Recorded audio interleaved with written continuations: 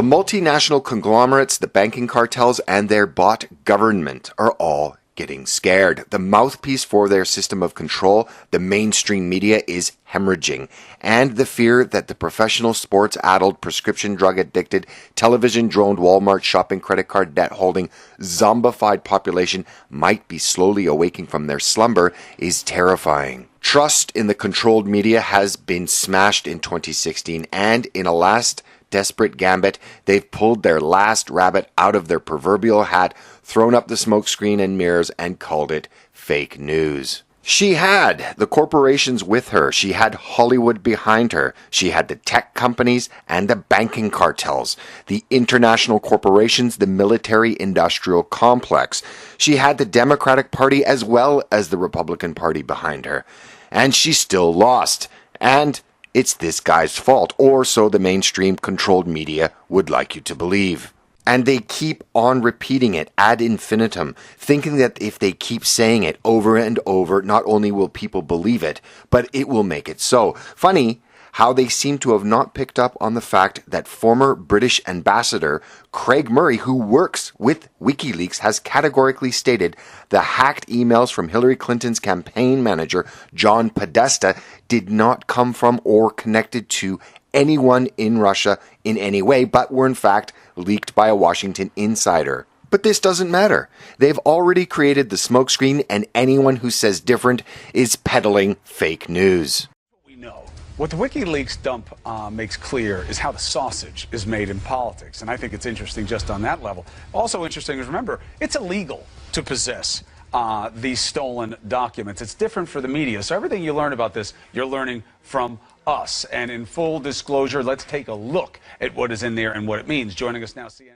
Fake news is this year's hot buzzword, and it would seem that governments and corporations are starting to get worried. Fake news is, of course, out there. You see it all the time on social media as well as across the internet and your TV screens.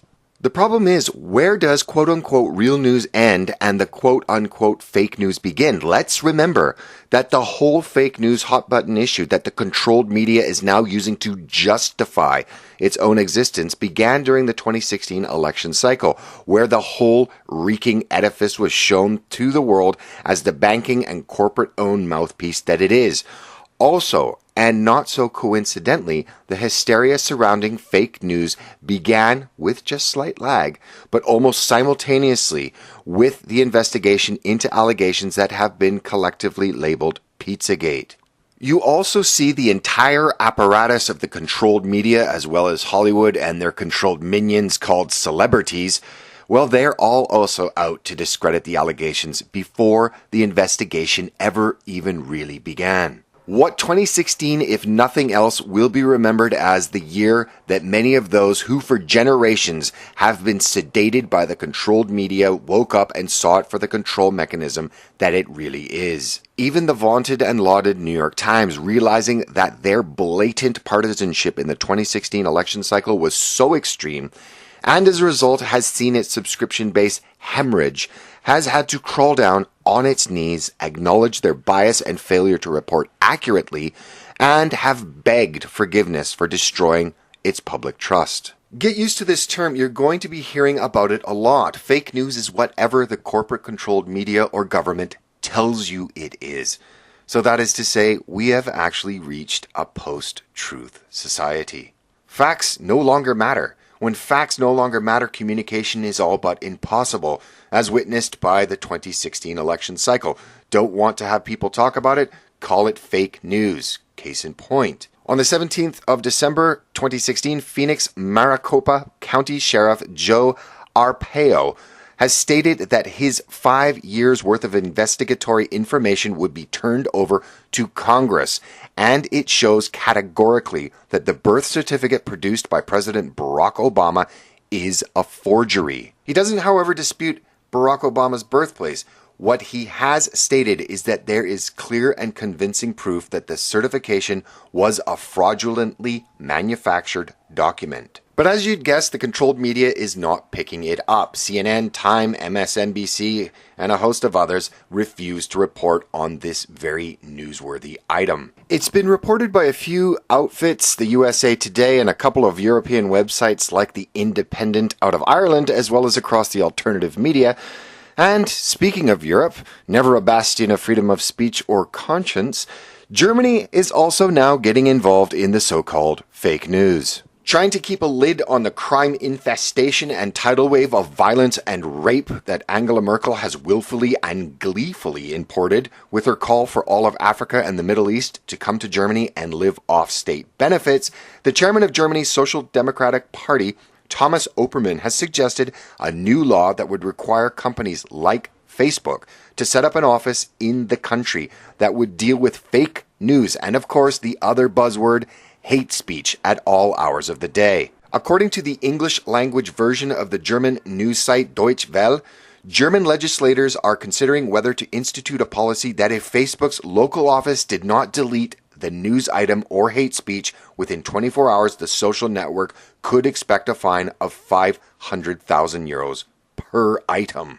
Now remember, in today's Germany, as well as most of the rest of Europe, hate speech is basically anything the government says it is. Not wanting your town overwhelmed by migrants is hate speech. Not wanting your children raped is hate speech.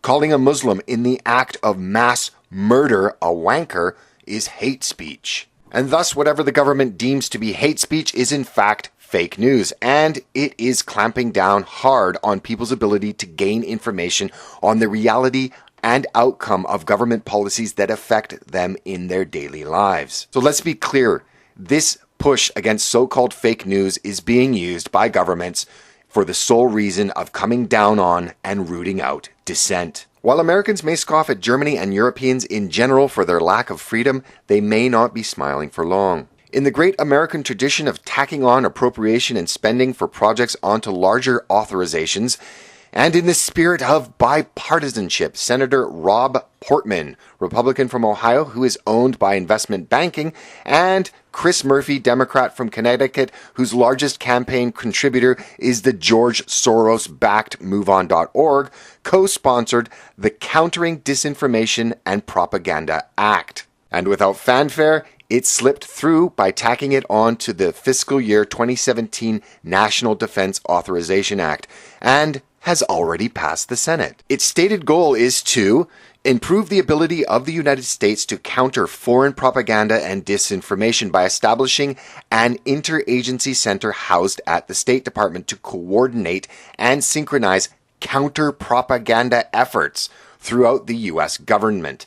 To support these efforts, the bill also creates a grant program for NGOs, think tanks, civil society, and other experts outside the government who are engaged in counter-propaganda related work. This will better leverage existing expertise and empower local communities to defend themselves from foreign manipulation. Or in layman's terms, state is creating a propaganda department with large grants available to think tanks and other groups that parasitically live off the largesse of Washington in the revolving door of lobbyists and government.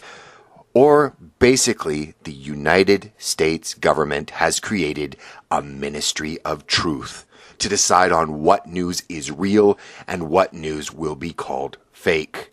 They openly boast about paying journalists as well as media organizations, among others, to identify so-called disinformation and engage in counter-propaganda. The only blip about the U.S. government's new and official Department of Propaganda has been on a few alternative media sites. Nothing coming from the controlled media, fake news it would seem. But the act will greenlight the government's ability to crack down with impunity against any media organizations it deems propaganda, and it will also provide substantial amounts of money to fund an army of so-called local journalists counter-propaganda to make sure the government's own fake news drowns out that of the still free fringes or alternative media. The time for Americans to scoff at and laugh at the lack of freedom in Europe and Canada is over. The current controlled media hysteria with regards to fake news is nothing but a smokescreen and their last desperate attempt to put independent journalism back in the bottle and keep their comatose society zombified as they work out how to control the flow of information in the digital age. Thanks for watching. If you like this video, please consider subscribing and also follow us on the usual social media and check out our new website for new and interesting information that's updated daily.